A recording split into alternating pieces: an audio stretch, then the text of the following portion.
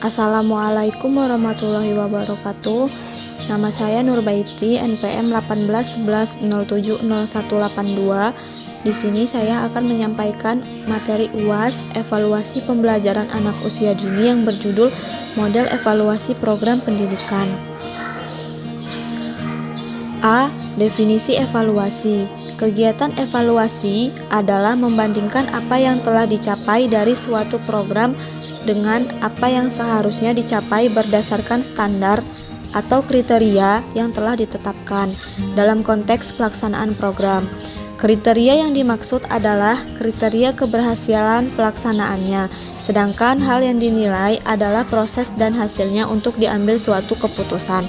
Evaluasi dapat digunakan untuk melihat tingkat keberhasilan program, kemudian diambil suatu keputusan apakah program diteruskan, ditunda, ditingkatkan, dikembangkan, diterima, atau ditolak. B. Model-model evaluasi program. Model evaluasi merupakan desain evaluasi yang dikembangkan oleh para ahli evaluasi yang biasanya dinamakan sama dengan pembuatnya atau tahap evaluasinya.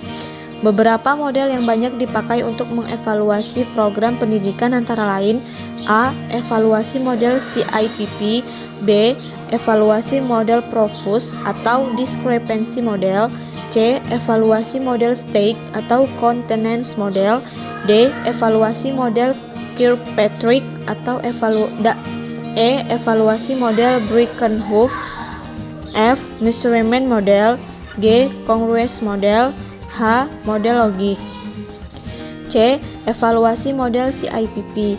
Konsep evaluasi model CIPP atau konteks, input, proses, dan produk pertama kali dikenalkan oleh Stavelbeam pada 1965 sebagai hasil usahanya mengevaluasi ASEE, The Elementary and Secondary Education Act. Keempat kata yang disebutkan dalam singkatan CIPP tersebut merupakan sasaran evaluasi, yaitu komponen dan proses sebuah program kegiatan. 1.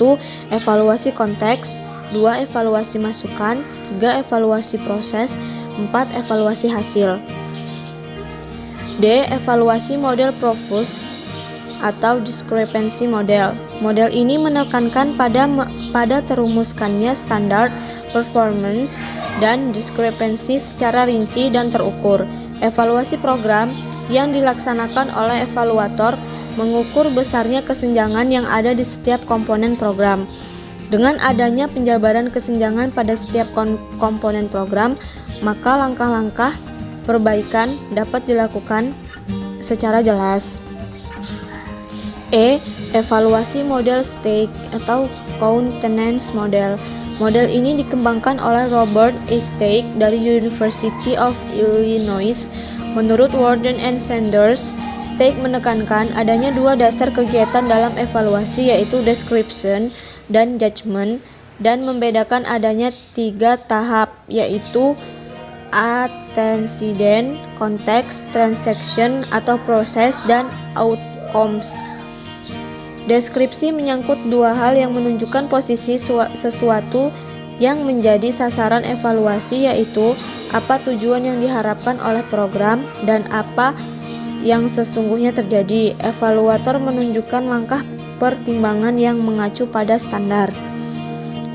F. Evaluasi model Kirkpatrick. Model evaluasi yang dikembangkan oleh Kirkpatrick ini telah mengalami beberapa penyempurnaan. Terakhir diperbarui tahun 1998 yang dikenal dengan Evaluating Training Programs, The Four Levels. Evaluasi terhadap program latihan mencakup 4 level evaluasi, yaitu 1. Evaluasi reaksi atau Reaction Evaluation. 2. Evaluasi belajar atau Learning Evaluation. 3. Evaluasi perilaku atau Behavior Evaluation. 4. Evaluasi hasil atau Result Evaluation. G. Evaluasi model Birkenhoff. Birkenhoff et al. Mengemukakan tiga pendekatan evaluasi yang disusun berdasarkan penggabungan elemen-elemen yang sama, yaitu 1. Fixed versus Emergent Evaluation Design. Desain evaluasi yang baik ditentukan dan direncanakan secara sistematik sebelum implementasi dikerjakan. 2. Formative versus summative evaluation. Evaluasi formatif digunakan untuk memperoleh informasi yang dapat membantu memperbaiki program dilaksanakan pada saat implementasi program sedang berjalan. 3. Eksperimental dan quasi eksperimental designs versus unobtrusive inquiry. Beberapa evaluasi memakai metodologi penelitian klasik. Dalam hal seperti ini, subjek penelitian diacak, perlakuan diberikan, dan pengukuran dampak dilakukan. H. Measurement model. Menurut model ini, tidak dapat dilepaskan dari pengertian kuantitas atau jumlah.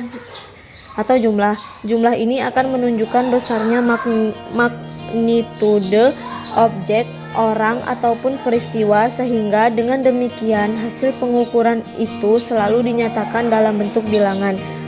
Model ini telah diterapkan dalam proses penilaian untuk melihat dan mengungkapkan perbedaan-perbedaan individual maupun perbedaan-perbedaan kelompok dalam hal kemampuan serta minat dan sikap. Hasil pengukuran mengenai aspek-aspek tingkah laku di atas digunakan untuk keperluan seleksi siswa, bimbingan, dan perencanaan pendidikan bagi siswa itu sendiri.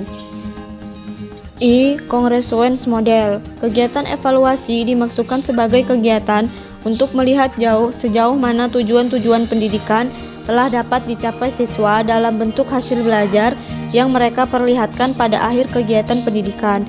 Evaluasi ini dimaksudkan pula untuk memberikan informasi kepada pihak-pihak di luar pendidikan tentang sejauh mana tujuan-tujuan yang diinginkan itu setelah dapat dicapai oleh sistem pendidikan yang ada.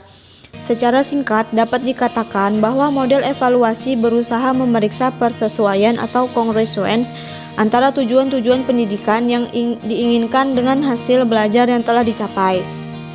J. Model logik atau logic model. Model logik adalah suatu penggambaran program yang logis dan tepat menurut kondisi tertentu dalam rangka memecahkan problem. Pada umumnya, bentuk penggambaran menggunakan diagram alur yang menjelaskan aktivitas yang direncanakan dan outcome yang diharapkan dari model evaluasi ini. Agar model logik lebih fokus, maka perlu dibuat cukupannya, misalnya menyangkut jangka waktu program dilaksanakan, jangka waktu output dan outcomes yang dikehendaki, dan bentuk perubahan yang diinginkan. K. Manfaat penggunaan evaluasi model logik. Dijelaskan oleh James Bell Associates dan W.K. Kellogg Foundation. Beberapa manfaat tersebut antara lain membantu menyusun rencana kerja, peta evaluasi atau outcomes yang diharapkan. B. Membantu memastikan pemahaman yang jelas tentang layanan apa yang sedang dilaksanakan, apa harapan yang akan dicapai, dan bagaimana mengukur keberhasilan program.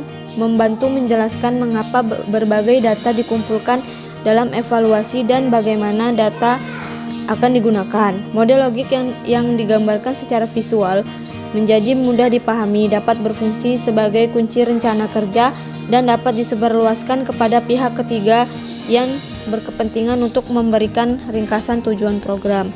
Sekian